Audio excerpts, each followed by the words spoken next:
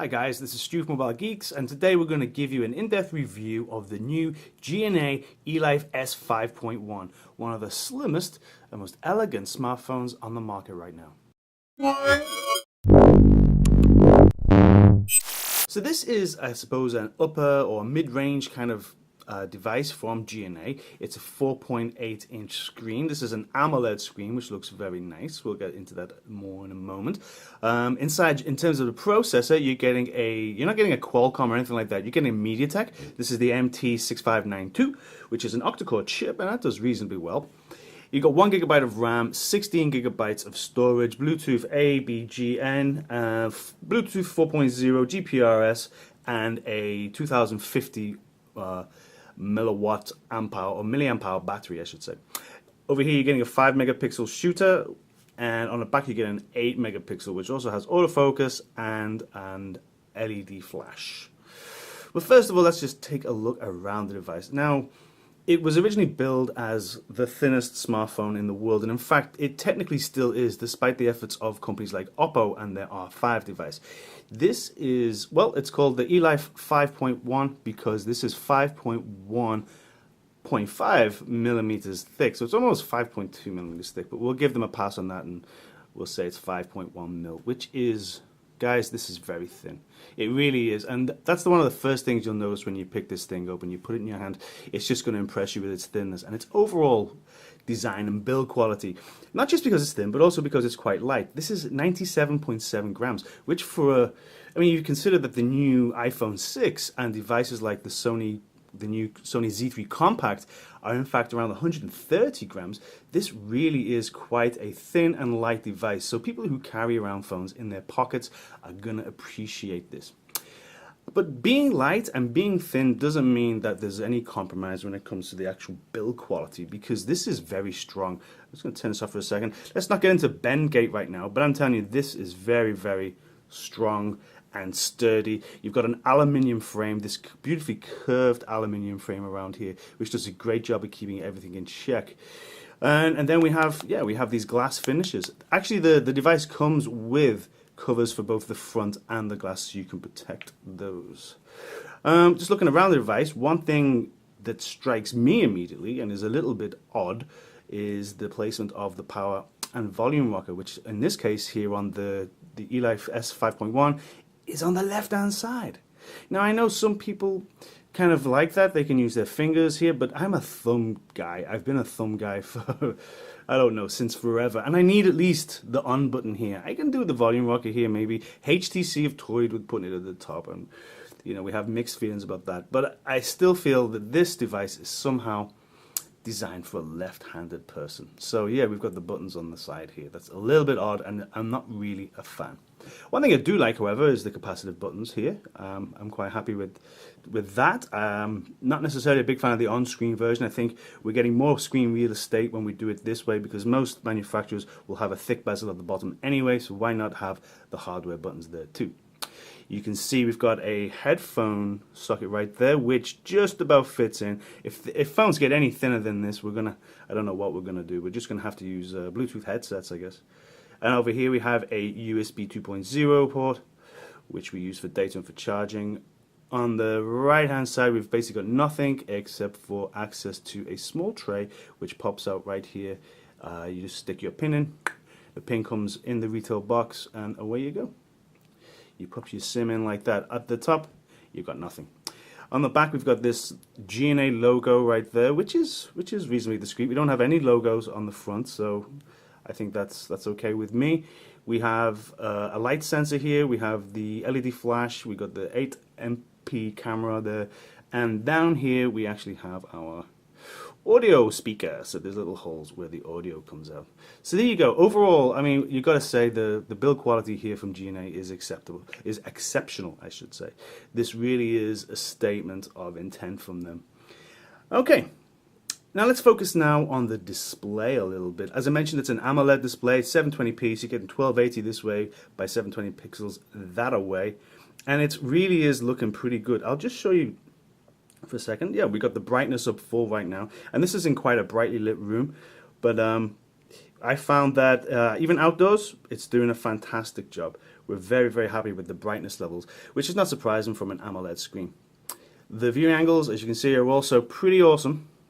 You see, there's no degradation in colors or anything like that. Everything is looking very impressive. Let's just go into our gallery app here. We can go into pictures, and we have a bunch of pictures loaded up here. Let's just flick through these. Hello. Okay, so I mean, the impression I'm getting is that the colors here are very deep, very bright, vibrant. I mean, it's not quite what you're going to get with, say, the new Galaxy Note 4, because it's a QHD display, and it's maybe one of the best displays ever made. You may also want to say the same thing of some of the more recent Sony devices, including the Sony Z3, but come on, guys. This is very impressive. The blacks here, the darker pixels are completely black, and the colors are vibrant, and the clarity is excellent. I mean, this is definitely one of the highlights of the device. We're very, very happy with this screen. And the thing is, you know, people are going to say, oh, it's only a 720p screen, I want a QHD screen. Well, the truth is, guys, a QHD screen is going to give you a better pixel per inch count. You can only get the 306, I think, PPI here on this device. But you're not going to notice. I don't think you're going to see too much wrong with that. I think for this size, at 4.8 inches, actually 720p, AMOLED is looking fantastic. And it's not getting too hot, and it's not sucking too much battery as some of the QHD and even Full HD screens can at times do. Okay, so there you go. Cameras. Let's move on to cameras. Okay, you've got an 8 megapixel on the back here, which does a reasonably good job. Let's just take a look at some of the pictures we've taken. You just go back out of here. Let's go into album. Is that pure? Okay, let's just go into a few of these street scenes that we took. I mean, this is in daytime. So in daytime, you're getting some pretty decent accuracy. And one thing we also noticed is that HDR is working quite well. It really is making a difference. If we can just find you a quick example just to compare. This is, okay, this is without the flash. This is, oh no, this was with the flash, a little bit rinsed out. The flash didn't kind of work too much. This is during my band rehearsal. This kind of looks better without the flash. And it's actually doing quite well considering this was quite a dimly lit room. But here we can see this is, again, a dimly lit room without the flash, and then with the flash it's kind of going a bit too far there. Let's take a look at... Okay, so this is an example of a picture without HDR. And this is an example of the same shot with HDR. So you can see, there you go, without, with. Now if we go in here, we can see a little bit of pixelization. If we zoom in right in, we can see where the HDR has done its work, but overall, it's doing a good job. Yeah, I think our general impressions, again, you can see the difference here, with and without. Our general impressions are that this is, that was an annoying dog, go away dog. And of course, you can see here we're taking shots at the highest resolution. So this is an 8 megapixel resolution, which is giving you a 4:3 ratio. If you drop it down to 6 megapixels, you can get the 16:9 ratio.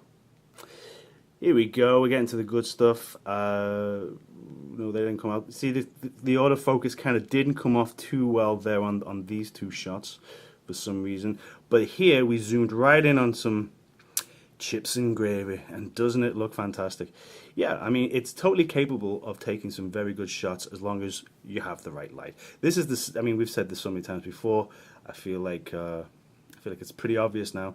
You've also got some filters with the CharmCam app, which is accessible. If we just go out here, you can access that direct from the desktop here. So with the CharmCam app, but did you see that wasn't really so quick, was it? Some of these apps aren't actually loading that quickly. And here we can add makeup. We can use live filters to change, and they, as you can see, they're working in real time, but the processor is struggling just a little bit. We can also have live, we'll add a stamp, for example. We can do automatically adjusted for PowerPoint presentations, and of course we can beautify ourselves to various degrees of exaggeration and extremity. Okay, so the camera overall, you got to say it's not bad. For this price range, it's totally capable of taking decent shots. It's the HDR really helps, and the 1080p video looks reasonably good, even though it doesn't have any hardware image optimization stabilization, as you'd expect for a device of this category. So there you go, cameras, not bad. Performance, let's dig straight into performance. As I mentioned, this is a MediaTek MT6592, and I can prove that to you by going straight to CPU-Z. So here we have him. He's got 8 cores, and it's not actually using the big, it doesn't seem to be using the big little architecture. It's just straight 8 cores, and they're all clocked up to, it says here 1.66, but according to the literature we have from Gionee, it can actually go as high as 1.7. So you can see right now this is quite an efficient architecture, because 7 of the actual CPUs right now are completely stopped. We only have one running at 728 megahertz, which is basically right now that's all the system needs. But if I go back and forth and make some, come on, do we see? Oh yeah, we see 2 more cores just woke up there for a second. Okay, now in our benchmarks, we found, if we go to quadrant, do we have a benchmark here? Let's run the full one.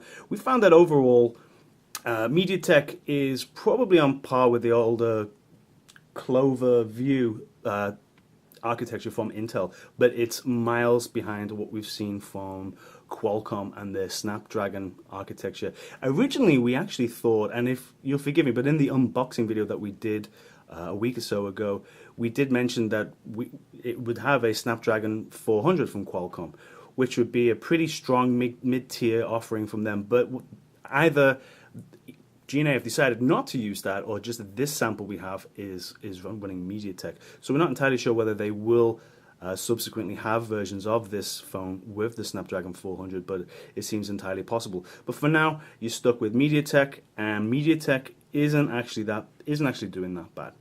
It's not going to win any kind of benchmark kind of record. It's not going to win any races when it comes to a head-to-head fight, especially when it comes to things like, if I can just find our pictures, go to our screenshots, you can see that the score we had for 3D Mark of 7,125 is pretty paltry, right? I mean, it might beat Intel a little bit, the older Intel architecture, not the newer stuff, but in terms of trying to compete with the Adreno chip, it's not going to be anywhere near, at least in benchmarks. But hey, benchmarks are only benchmarks.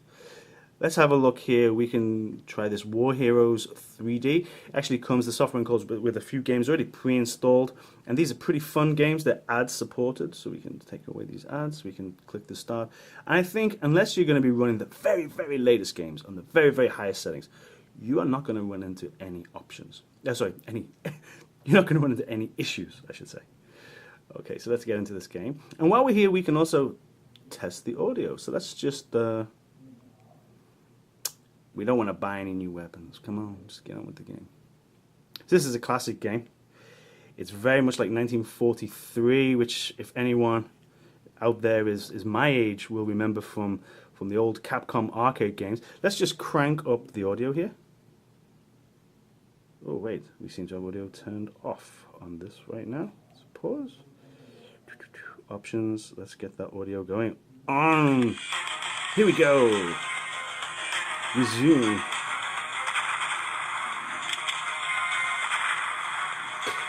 So the audio is coming out of this little speaker right here in the bottom right hand corner. If I put my finger over that, wow, it's just vanished. Now that can be a problem when you're playing games, especially games where you're in this kind of horizontal position, but as long as you're not, you're going to be able to hear things with plenty of clarity. You're not going to have much bass, however. I don't know if you're getting this, but the bass really is non-existent. So let's just head out of this. Just go home. So there you go. You can see, actually, yeah, in terms of performance, the gaming situation is not too bad. It can switch between apps reasonably quickly, but if we just go to our camera app now, yeah, you know, you're waiting a second or two. You know, compared to what you're going to get on a Qualcomm-based very high-end flagship device, there is a little lag when you're transitioning from place to place. One example of that I can show you here. If we go to color, we have, in fact, one of the longest lists of transition options I have ever seen. Okay, so right now we're using fade in. We can change that to fan. Oh, okay. Let's go back. Let's see. Let's try something a bit more ambitious. Let's try cylinder. Now you're starting to see the GPU is lagging a bit, and the implementation itself kind of stutters. It can't quite keep up. If we go to, let's try one that's absolutely nuts. Let's try tornado. Are you ready? Get a load of this, guys. Oh, no.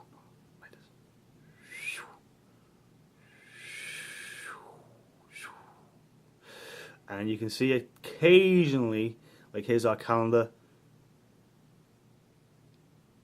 I mean, this is a very extreme transition. I don't think anybody's going to want to use this for too long. It'll make you feel queasy. And yeah, and the GPU can't really keep up. Let's have erase. What does that do? Well, it doesn't seem to do a great deal. Whatever's happening is not happening very smoothly at all. Okay, so in terms of performance, I would say for 90% of everything you're going to do, this is absolutely fine. And that includes probably 90% of games as well. I think you're going to have a good time gaming on this device because the screen looks great and it's very light and you can hold it in the hand, and I think, yeah, it has potential. Having said that, there are little issues with lagginess within the UI here and there. And just to reiterate the sound, yeah, the sound quality again. But I think the sound quality, we're asking a lot if we want bassy sound from a device this thin. It's probably, you're asking the impossible if we're being perfectly honest. Now, in terms of software, of course, this is an Android phone. You're getting Android 4.4.2. We'll just confirm that right now. Where's settings? You see, it's lagging here a little bit already. Crazy transitions going on. Okay. Let's just go right here. Oh, and here's the other transition that kind of annoys me. We're at the bottom here. We get to the bottom of the list, and we go up, and it stretches. Smooth enough. I've seen worse. Okay. Yeah, so we've got Android 4.4.2, but it's using the Gionee customized UI, which is known as Amigo, and this is Amigo 2.0. Now, Amigo 2.0, let's just take this settings icon, for example. That's a circle with a dot, and it represents a switch. I'm not sure that's the best way to represent settings. Music looks good. I mean, most of these icons are reasonably clear. System management. I mean, it's good to have these apps here, right? Right, and it's gonna help you clean memory. It's gonna help you clean your rubbish. Power optimization. I mean, they've added plenty of apps so that you can try and optimize and keep everything nice and tight. Because as we know, every once in a while, well, not every once in a while, say after a few months, phones can get a bit slow, especially if you've got lots of apps installed. Now, one of the widgets that I did enjoy here, if I can find it, let's go to our widgets. Let's add a new widget here. Exit desktop. Edit desktop. Okay, we have plenty of widgets to play with. Where is the one I kind of liked? Let's have a look. Where is he? Because we actually can have a system optimization widget right on the desktop. Okay, I don't seem to be able to find it right now.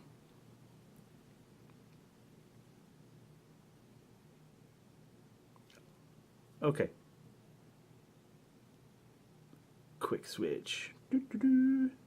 So we can just hit this, boom, speed up, and there you go. You can see that it's kind of turned off a few of the apps and cleaned up our memory cache. So I think that's pretty handy. And yeah, Gionee have definitely tried to make sure that you've got plenty of opportunities to make your phone run as quickly as possible when it comes to how it's handling the 1 GB of memory, which is not a lot of memory. So I think the company realizes that it's good to give the end user plenty of opportunities to keep things nice and slick. Now, in terms of your notifications drawer, you can just pull down like this, and there we go. We have our notifications. Also, oh, well, for some reason, we're in New Delhi. That's a bit odd. But if we click here to settings, again, now this is cool. I quite like this. Not only do you get a lot of options here, and even more, you can choose to have any of these, there we go, we have our bendy transition again, any of these to that quick settings area. Let's just go back again, and we can access that with 2 fingers, like so. So yeah, so let's just try that again. 1 finger bringing you into notifications, and 2 fingers bringing you into settings. And this little rocket guy is cool. You click him, see right now we're using 62% of our 1 gigabyte of memory, which is, come on. What happens if I want to open a browser? Do I have enough space? Do I have enough memory? So we can click this guy, and he's gonna, oh, here you go. He grabbed us an extra 3%, which is not bad. But I quite like the way this has been organized. It's very simple, and it's very easy to access stuff like Bluetooth. Very easy to, hey, Bluetooth, so there you go. It's all happening. Go away, go away. Okay, so, and hey, let me just show you this as well. If you want to access your notifications from any screen, you just pull down. There you go. You don't have to pull down from the top, which is great for one-handed use. Boom, there you go, you're in. Okay, so let's try and come to a conclusion here. For a $300 device, this is definitely one of the thinnest and elegant and well-constructed devices that you can buy. It's totally solid and lightweight, and I think it's going to have a lot of potential with ladies. I mean, not just ladies, but anybody who's used to a kind of smaller phone, maybe has smaller hands. I mean, a 4.8-inch device in this day and age is definitely on the smaller side of things. So there's that. It's small, it's thin, it's light. There are issues a little bit. The performance could be better, especially in terms of how it's optimized with the UI and how it works with transitions and sometimes app switching and stuff like that as well. But overall, I wouldn't say that that is a deal breaker. I think overall, you're getting a very, very solid offering. And for the price, I would say that there's a certain segment of Android phone users who are really, really going to enjoy this piece of kit. Anyway, you let me know what you think in the comments below, and don't forget to read the full written review that we've done, which goes into everything in a bit more detail and includes a comprehensive score sheet, so we know exactly where this guy sits in comparison to other devices. Okay, so there we have the Gionee Elife S5.1. I'm Stu from Mobile Geeks. If you like this kind of stuff, don't forget to subscribe. Thanks, guys. Bye-bye.